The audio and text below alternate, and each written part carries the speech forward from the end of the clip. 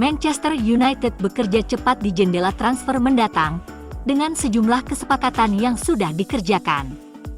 Musim panas ini Ineos akan sepenuhnya mendukung Ruben Amorim, mendukung pelatih asal Portugal itu dengan perekrutan pemain untuk sistemnya.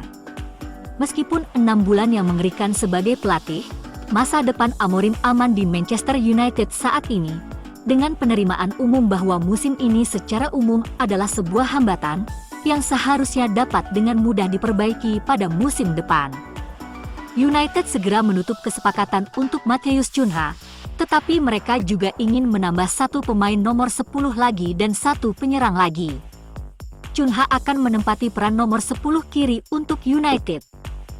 Jadi ada kemungkinan besar Alejandro Garnacho akan hengkang.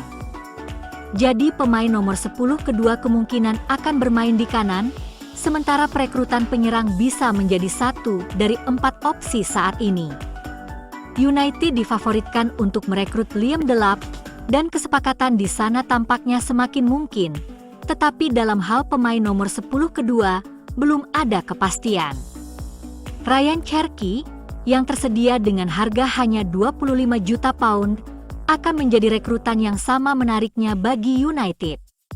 Bryan Mbeumo juga menjadi favorit fans MU. Atau, jika United bersedia bersabar, Franco Mastantuono bisa menjadi kesepakatan yang layak dibayar di muka, karena ia terus tampil mengesankan di Argentina. Francisco Trincao dari Sporting CP adalah pilihan lain. Meskipun itu sekarang tampaknya tidak mungkin.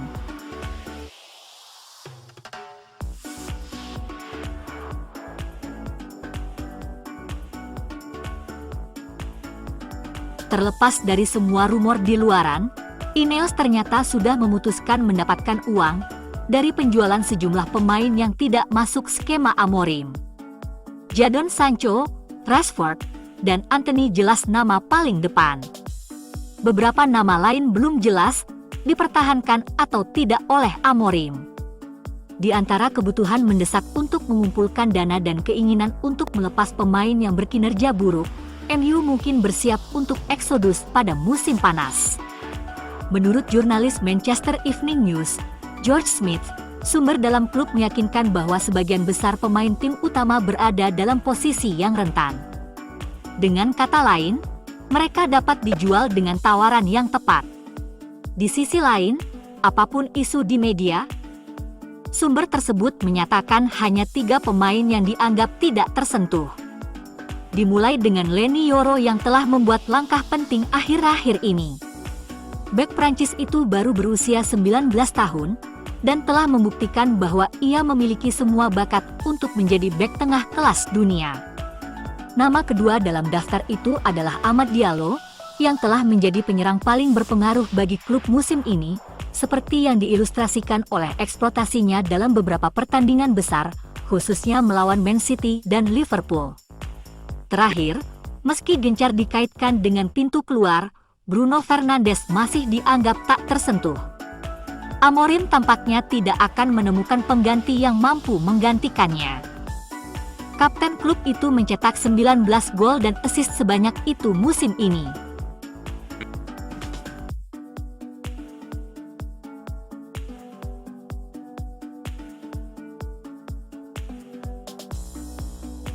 Meski banyak fans MU ingin Amorim dipecat, faktanya dia lebih baik jika dipertahankan. Pada musim panas pertamanya di Sporting, Ruben Amorim hanya bisa terdiam saat 25 pemain Sporting hengkang. Dia membangun kembali skuad dengan keyakinan, bukan kompromi. Ini adalah kisah tentang bagaimana semuanya berubah, dan mengapa musim panas Manchester United mungkin tidak sesuram kelihatannya. Ketika Amorim mengambil alih Sporting, klub itu dalam kekacauan. 25 pemain telah pindah, namun 1 tahun kemudian mereka juara dengan 32 pertandingan tak terkalahkan. Terkadang reset harus dilakukan sebelum kemajuan didapat. Ketika Amorim masuk pada tahun 2020, Sporting tidak hanya tampil buruk, mereka juga trauma. 2 tahun sebelumnya, pendukung fanatik Ultras telah menyerbu tempat latihan dan menyerang pemain dan staf. Ini memicu eksodus, dengan beberapa pemain kunci merobek kontrak mereka. Musim panas itu, Amorim menghadapi pertanyaan yang sama yang dia hadapi sekarang. Bagaimana Anda membangun kembali sesuatu yang rusak, tanpa menghancurkannya terlebih dahulu? Pemain favorit fans, beberapa dari mereka harus pergi. Amorim tidak hanya ingin profil yang sesuai dengan sistemnya, dia ingin kepribadian yang sesuai dengan ruang ganti. Pemain yang memperjuangkan budget klub. Siapa yang menempatkan tim di atas diri mereka sendiri? Yang memperlakukan setiap gelar sebagai suatu keharusan. Amorim mengusung starter yang mapan, bahkan pemain yang baru saja tiba musim sebelumnya. Amorim tidak terikat dengan sistemnya, seperti yang dikatakan banyak orang. Dia hanya setia pada budaya. Amorim tidak akan peduli jika pemain berharga 70 juta euro atau direkrut musim panas lalu. Jika mentalitas dan kualitas tidak bagus, dia keluar. Bagian yang paling mengesankan dari pembangunan kembali Amorim adalah bukan pemain yang dia beli, tapi sumber daya yang dia gunakan.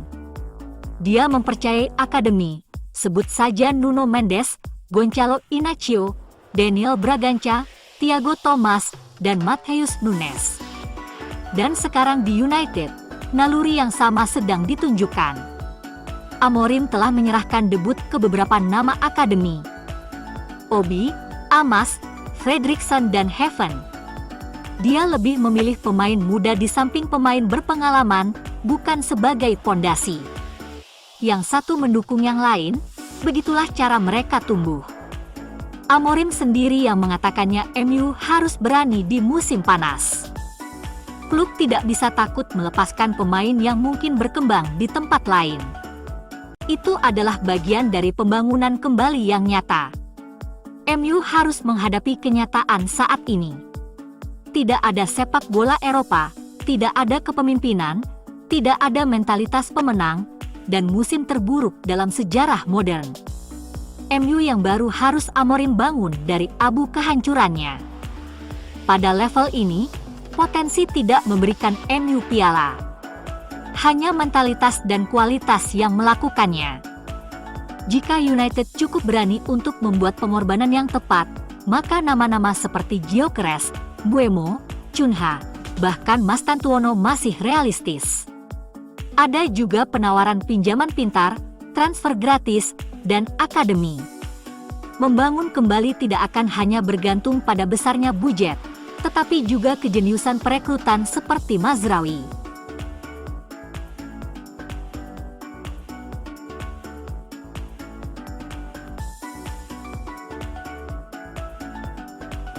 Banyak kekalahan Premier League MU mengikuti pola yang sama dan berulang.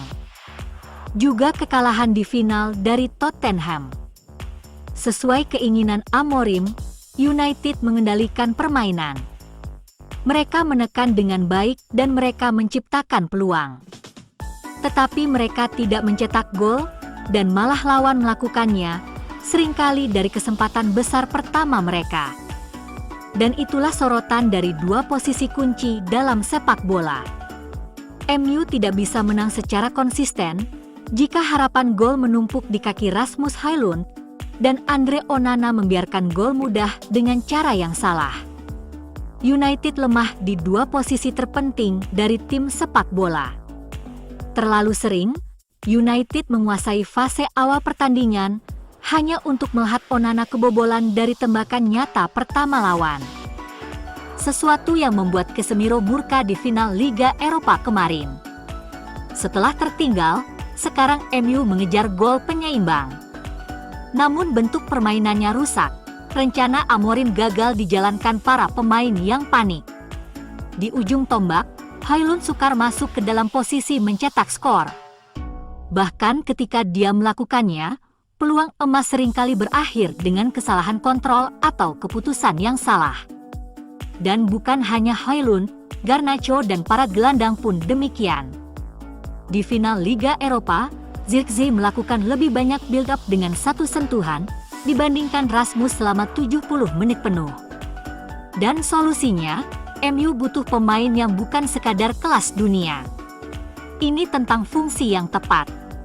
Seorang penyerang yang membuat lari yang benar, memegang bola, dan penyelesaian yang layak. Seorang kiper yang menyelamatkan tembakan yang seharusnya mereka lakukan. Itu saja akan mengubah musim United di awalnya. Lihat saja seberapa banyak yang bisa berubah dengan cepat ketika struktur benar. Ganti Højlund dan Onana dengan pemain yang benar berfungsi. Dari berantakan menjadi pesaing gelar bukanlah fantasi. Itulah yang Amorim sudah lakukan sekali, di klub dalam kondisi yang lebih buruk, Sporting, dengan sumber daya yang lebih sedikit daripada United. Musim badai seringkali menyembunyikan ketenangan yang datang. Ada visi di balik kekacauan. Ada seorang pelatih yang pernah melakukan ini sebelumnya. Dan masih ada musim panas di depan dengan kekuatan untuk membentuk kembali segalanya. Jika United cukup berani untuk menempuh jalan yang sulit, ada cahaya di ujungnya.